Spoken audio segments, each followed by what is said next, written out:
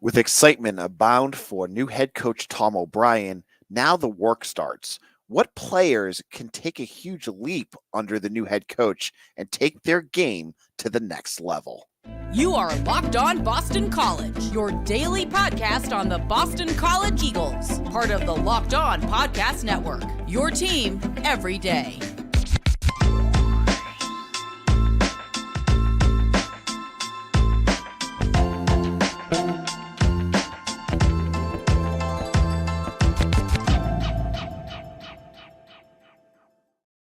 Hello, everyone. Welcome. This is Locked On Boston College. I'm your host, AJ Black.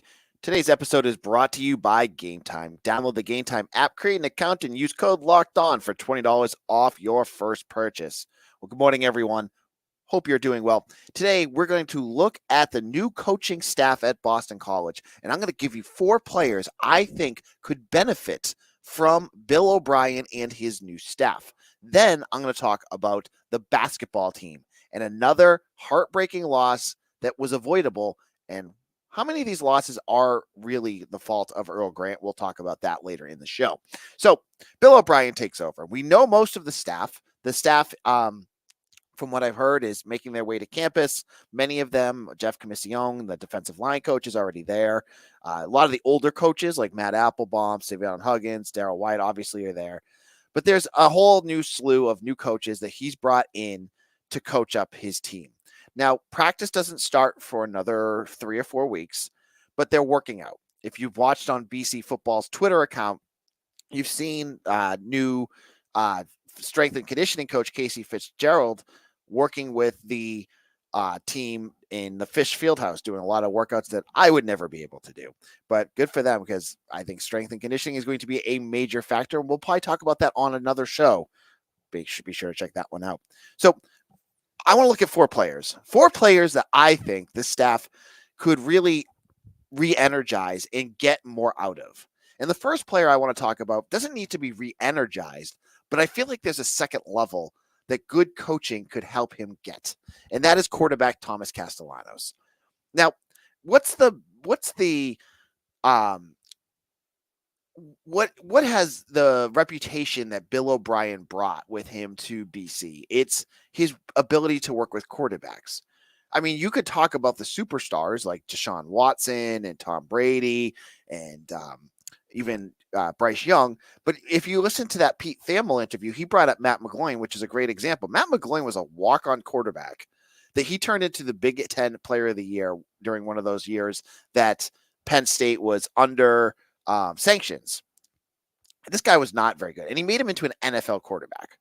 Now, Thomas Castellanos is not an NFL quarterback right now. He's way too inconsistent, especially in the passing game. His decision-making needs help. His ability to run his offense, I feel like that could all need improvement.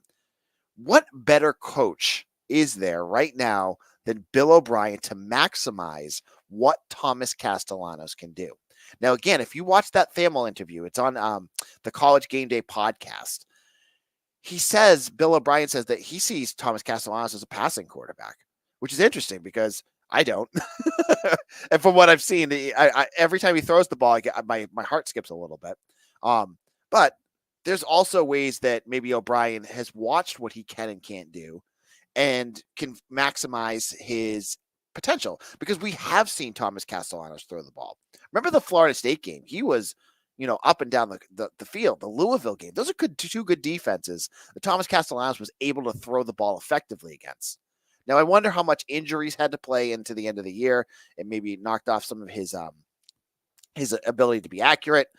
But I think that Bill O'Brien could look at Thomas Castellanos, fix some of the mechanic issues that he has, teach him how to run the offense. And what I love about what Bill O'Brien keeps saying is he's going to make the offense fit the player. Now, there's no better offense to fit a player around than Thomas Castellanos, right? You know what you have there. You're not going to make him sit in the pocket and throw all the time. So I think O'Brien has been around enough. No knock to Steve Shimko and Rob Chudzinski, but I think he's been around long enough, and he's worked with quarterbacks like Bryce Young is pretty similar in size to Castellanos, that he can build an offense around what Castellanos can do. and improve the things that have, kind of hindered him a bit. So I'm actually kind of really excited to see what O'Brien can do. And I'm really excited too that Castellanos gets a new quarterback coach, and one that knows him too. It's not like O'Brien's bringing in a new quarterback coach. Jonathan DiBiase was on the squad last year. He knows what he's been there. He's been through all those games, so he can help too. So I think the combination of all of that, a new fresh set of eyes, experience in working with quarterbacks, is only going to maximize what Castellanos can do. So I would expect that his interceptions are going to go down, his passing yards are going to go up, and hopefully, I think what maybe the big takeaway is, but O'Brien's going to let him run, but also minimize the amount of times he has to run so that he's not banged up by the end of the year, because you want to be able to let him do those things, but you don't. By the end of the season, the offense was basically Kai Robichaux run, Thomas Castellanos run, and he was wearing down. You need to be able to protect him more. And I think that's what Bill O'Brien's going to do. Now, looking at the offense, the first two are going to be offensive players. I was going to say something about the offensive line, but O'Brien could definitely improve some of the players there. But the one player that I looked at that I said, he's already been on this team, he's also been pretty good. But again, with the offensive scheme, I wonder, Bill O'Brien has worked with Randy Moss. He's worked with Wes Welker. He's worked with some really good offensive weapons. You mentioned Jalen Strong with the Texans, DeAndre Hopkins. We're not going to get into that one. But the one player that last year I thought it looked like he was going to explode at the beginning of the year and then sort of just tailed off was Lewis Bond. Lewis Bond looked every bit of the number one wide receiver Boston College desperately needed after Zay Flowers left. And he started the season off with, 4 receptions against Northern Illinois, 5 against Holy Cross, 3 against Florida State, but a touchdown, 2 touchdowns against Louisville, touchdown and 104 yards. But then, his numbers kind of dipped. He was more into the offense, but he wasn't getting many yards after the catch. So I wonder if Bill O'Brien's going to be able to watch what Bond has done. What made Bond dangerous in those beginning early games? And Mac, again, find ways to get him the ball. Because he is a he's a yak machine when you get him a little bit of space. I remember the one catch that stood out to me was that touchdown catch he made against Florida State, where he got the ball and he just took off. And I think back to games like that and go, what can we do to get more of that magic in that bottle? Because Lewis Bond, through the end of the season, you look at some of the games he had later on. Army, he had 1 catch, but no one had any catches in that game. 2 catches against UConn, 2 catches against Virginia Tech, 4 catches against Southern Miss for only 35 yards.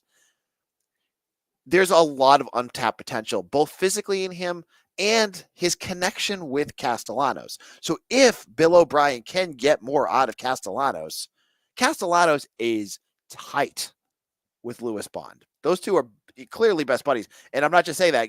If you watch Thomas Castellanos' YouTube channel, he put a whole video up and everything is him and Lewis Bond. The two of them get along very well. Maximize that.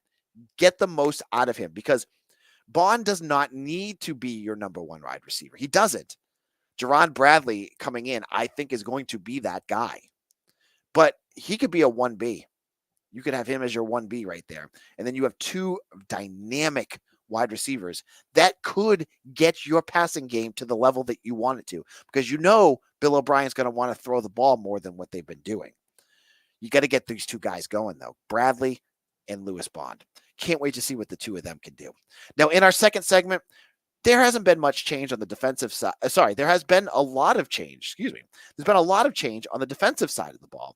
And I want to explain why I think there's 2 players that could really benefit from what BC is bringing to with their new coaches.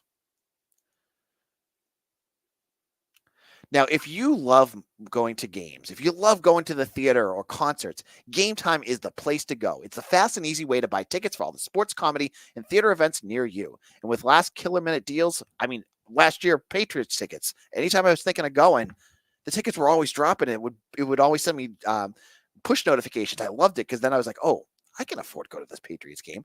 Gametime was so great with that. And the best part too was I could see the price of the tickets, how much they dropped, and where I was sitting. I didn't want to go to a Patriots game and sit all the way in the end zone and not be able to see anything.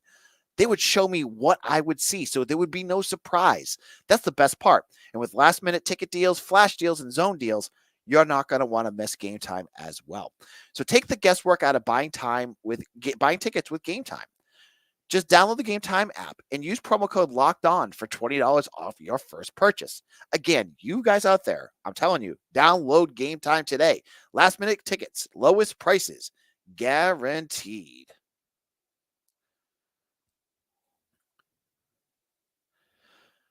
Locked on Boston College, AJ Black. And I was mentioning, we're talking about 4 players that could see the biggest jump under Bill O'Brien. And Thomas Castellanos was the big one. And I still think he probably would be number 1 in terms of players I think will take the biggest jump. But the defensive side of the ball is going to be really interesting because you have a complete new staff. Everyone's gone. You brought in Tim Lewis as your defensive coordinator. Again, these have not been confirmed yet, but Pete Thamel tweeted them out. They're done.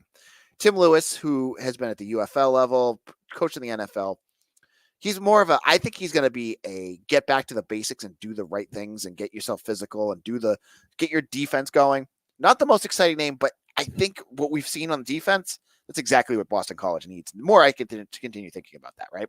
They're bringing in Dan O'Brien for linebackers, son of Tom O'Brien. This is a guy that was University of Southern Miss's defensive coordinator last year. He worked at Navy. He worked at Georgia. He started at BC. He's a BC grad at linebackers. He'll be there. Jeff Commission he was with Maine as their defensive coordinator. He also worked at Cornell, Old Dominion, and he was BC's defensive line coordinator, coach, during the time of BJ Raji and Ron Brace. All you older folks that like Boston College sports, if you want a coach that has coached some of the best defensive lines BC's had, can't get better than that. And he's been on the fire on the recruiting trail. Check out Eagle Insider, see what he's been doing. And then there's Ray Brown, a cornerbacks coach who is out at Washington State. Highly regarded. He was in the top 30 under 30 coaches for a while. Came over from Utah State. He's coached some really good defensive backs. You combine all of them, you're going to have a new feel on this defense. And they desperately need that. The defense has been pitiful the last season or so. And it's had their moments at SMU, but a lot of that was weather. They were playing a backup quarterback. We need to see Boston College's defense take that next step. And so what can these coaches do? Who can they improve to get that defense to that level? The first name I'm going to bring up is a player that I believe will be back next year. He said it on his podcast with Jalen Cheek and Bug Jones, and that's linebacker Bryce Steele. Bryce Steele missed all of this last season due to some sort of personal issue. It sounds like it was a medical thing. I'm not going to get into what it was. I don't even know what it was, but it's his privacy. I'm not going to get into it. But from everything he said on Jalen Cheek and Bug Jones's podcast YouTube channel thing, it sounds like he's going to be back. And BC's linebacking group could not need him more. Now, Mitch Wolf of Eagle Insider, my staff writer, says that he believes that Steele will be the middle linebacker. We don't know if they're going to go 4-3, 3-4. We don't know what defense BC is going to roll out next year. But I do know I expect Bryce Steele, if he's ready to play, to be a massive factor. And he's going to be a big deal because BC loses Vinny DePalma, who was their starting linebacker, to graduation. Vinny DePalma has been here for roughly 10 years. And he's graduating, and if you didn't see the news, he's going to be on the Patriots coaching staff, which is really cool. He's not even going the NFL route to play. He's just going right to coaching. So they're going to have a spot. You expect Cam Arnold to be in one spot. You're going to have Bryce Steele, and then you have a bunch of other younger linebackers that could also step in. Guys like Davion Crouch, Sione Hala, Jalen Blackwell.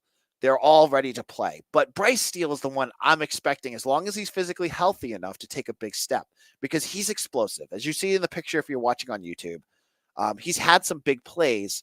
He just needs to be coached up. This is a guy that, just like Cam Arnold, was a safety coming out of high school. He played a little bit of linebacker too, but he needs to develop more in the linebacker role. And BC desperately needs a linebacker to step up to be consistent, because They haven't been bad. Some people may say they have. I don't. They haven't been great either because they sometimes they don't look like they know what they're doing, and that can be coached. And that's why I think like Dan O'Brien and Tim Lewis, the defensive coordinator, can fix all of that. And Bryce Steele, he's a former 4-star. He's made some plays. He's obviously missed some time, but I think he could take the big next step. I could honestly say this about any of the linebackers. Cam Arnold is the one I'm a little bit more hesitant because he's just been around forever. I don't know if he's just hit his peak, but I look at guys like Davion Crouch or Holla with some good coaching. Those guys could be great too. But those aren't ones I'm going on. I'm going on Bryce Steele because I'm waiting for him to take that big step. And with him being healthy, he could be a big defensive factor for BC in 2024 with this new staff. Secondly, the second player I picked was one of two, and I couldn't decide who I was going to pick here. Donovan Azaraku or Neto Ekpala. Now, Donovan Azaraku, I feel, is just untapped potential based off of what I saw last year. You look at, Mitch Wolf is big in the film, and he talks to me all the time. You look at the film, and he's all over the place. They were double teaming him, going crazy with him to try to get him to stop, and he still was getting great PFF grades, and you watch the film, and he still was disruptive. He just wasn't getting the sacks. What they were missing was someone else on the defensive line that could also make plays, that could force offenses to stop double teaming and throwing chips all the time at Donovan Azaraku and making them pay. They didn't have that last year. That was Neto Ekpala. Neto Ekpala got most of the snaps. And you look at the statistics, and I believe he had 8 times where he rushed, got his hands on the quarterback, but he had no sacks, or he had 1 sack. I forget what the number is. Whatever the number was, he could never close on a quarterback. It was always like he was just an inch away, or he had his hand on him and the quarterback got away. That can be I feel like that's something that can be coached. That's something that they can work on, they can get adjusted, and they can get fixed. Because Ekpala, if you get him into even a serviceable pass rusher, someone who gets a couple sacks, maybe he finishes the season with like 5 or 6 sacks, that's going to make major dividends on the other side, because then other teams are going to have to not just focus on Azaraku. They're going to have to also kind of work towards Ekpala as well. He needs to figure out how to get to that quarterback faster. And I looked at both of these guys too. And one of the things that Jeff Hafley bragged about last year was that they both put on weight to get them bigger for college. And I'm just wondering, was that, like, at the end of the day, especially with Ekpala, is that honestly a good thing? Like, this is a guy that was a track star in high school. And when he came here, remember that punt block he made against Clemson? He's fast. Now, if you put weight on him, you take away his speed. You're going to slow him down. You're going to make him more of an average pass rusher. Maybe Tim Lewis sees this and says, maybe we get him back to where he was, get that speed back, and make him more of a speed rusher. Let Azaraku do the bull stuff and some of that stuff, and let him just use his speed to get to guys. I don't know. I'm just thinking out loud of what they could do, because Ekpala has to be able to do it. And if it's not him, someone else is going to have to step in, because you cannot finish 130th in the country in sacks. That's what Boston College finished last year. Ekpala would be a huge step in the right direction. And maybe I don't know if O'Brien has to look in the transfer portal before next season too. They're going to need some help there, because you can't let Azaraku be wasted because teams are just loading up to stop him. Now, in our final segment, I'm going to step away from football because we got everything that we need to talk about for football today. And I'm going to talk about a big disappointment and why Earl Grant cost Boston College another game. I'll explain why in just a moment. The football season is over, but FanDuel's got you covered for the NBA. So you can get buckets with your first bet on FanDuel, America's #1 sportsbook. Right now, new customers get $150 in bonus bets with any winning $5 bet. That's $150 if your bet wins. Bet on all your favorite NBA players and teams like the Celtics with quick bets, live save game parlays, exclusive props, and more. I love it. I'm thinking with the Celtics, they're on a hot streak right now. Look at Kristaps Porzingis and some of the games he's had. picking the over on his point totals, the under in their opposing team scoring, and betting the spread. You can make that parlay in 10 seconds. So quick, so easy. And if you win, you can get your money right away. Love that. So visit FanDuel.com/lockedon and shoot your shot with FanDuel, the official sportsbook partner of the NBA.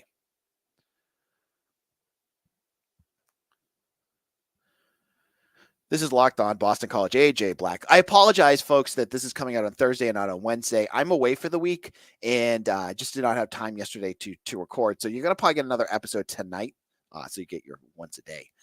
And I want to talk about Tuesday's game against Florida State for basketball. How disappointed I was to see the results of this game. Florida State is not a good team. They're not. They're not a good team at all. And BC lost 2 games to them. Both of them, I believe, were caused by poor coaching by Earl Grant. Remember that first game at home? Earl Grant BC had the ball down 1 with the ball. They tried to inbound it and they couldn't even get a shot off. That, Jaden Zachary kind of got trapped. They couldn't figure out how to do it and he just couldn't shoot it. This game wasn't much better. And this one was even more on Earl Grant because you had some of the things that popped up for BC that I just expected, which were turnovers. Remember, Florida State's a much more athletic team and they caused issues there.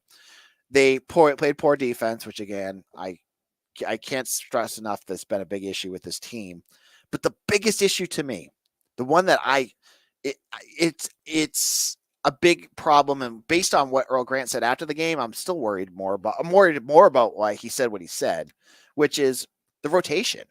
What is going on with the mind frames of this coaching staff? They left Devin McLaughlin and Mason Madsen, your 2 best scorers right now, on the bench. Mason Madsen should be playing as much as humanly possible right now because he's the best player on this team. I thought it was Beacon Street Ball, I believe, who wrote it, that when you have a big man that's your lead scorer, you're in trouble. But right now, BC doesn't have a big man that's their lead scorer. Well, he is, but Madsen should be your lead scorer because he's shooting lights out. So during the home stretch of this game, when you were like right there, when you could have beaten this team, who was on the bench? One of your best scoring big men in McLaughlin and Mason Madsen. Right now, Earl Grant it's almost coaching misconduct the way that he controls this lineup because Chaz Kelly is not doing it. Prince Aligbe is not doing it. And they're being thrown out there in high leverage minutes that's causing Boston College to lose these close games. Man, you got to when you're in the thick of it, when you're in the midst of a comeback, or you're holding on for dear life against a team that's beating you, you need your best players out there. And if that means extending their minutes, right now you're at that part of the season where you got to do it. And if they're in foul trouble, yeah, they may be in foul trouble, but you got to risk it. You can't leave Chaz Kelly out there. Chaz Kelly and Prince Aligbe played a total of 23 minutes, had 2 points and 5 turnovers. You can't keep them out there. They're not right. They're not doing it. You've got to shrink your bench. You got to leave Madsen out there. You had Jaden Zachary on the bench too, and he was shooting great. You've got to be able to keep your guys that are scoring out there. And if you've got to keep them, if you've got to, get a breather for one of them, keep one out at a time. Like sit post for a little bit, then sit McLaughlin. But you got to keep that. Like some of these guys are going to have to extend their minutes right now if you want to win these games. Madsen, McLaughlin, and Post and Zachary are your 4 best players right now. They need to play the most minutes. And Earl Grant did not put them in position to win. I was a little disturbed with his comment after the game where he kind of said, I'm still trying to explore the best rotation right now. And I'm like, you're in February. You're almost in March. What are you talking about? And I got even more disturbed when he said, it was just like stupid timing by him. He tweeted out, "We will never see yesterday again. Be thankful for today. Tomorrow is not promised," which is a great, inspirational quote. But after you got slammed for what you did, it seems kind of tone deaf. So another big loss. And it just seems like Earl Grant's getting outcoached a lot. He's a great motivational coach, but he seems like he's getting outcoached a lot. And that's not good because just like with football, what I said on yesterday's show with Bill O'Brien, BC is a team that needs to do the small things right. For football, basketball, whatever sport it is, except for hockey and lacrosse, where they can bring in, wagons full of great recruits, they need to be able to do that. When your coaching staff is putting you in positions to lose, that's not good. So I don't know what's going on with Earl Grant. I hope he figures it out. But right now, I've been disappointed with some of the choices he's made. This is AJ Black. Thank you all for listening. You can follow along with me on Twitter at AJ Black 247 or an Eagle Insider. Come join us over there. We've got a whole bunch of new stuff going on. We had 5 news items up yesterday, including a ton of recruiting news. If that's your jam, you should check it out. Thank you all for following along. And this is Locked On Boston College, your team every day.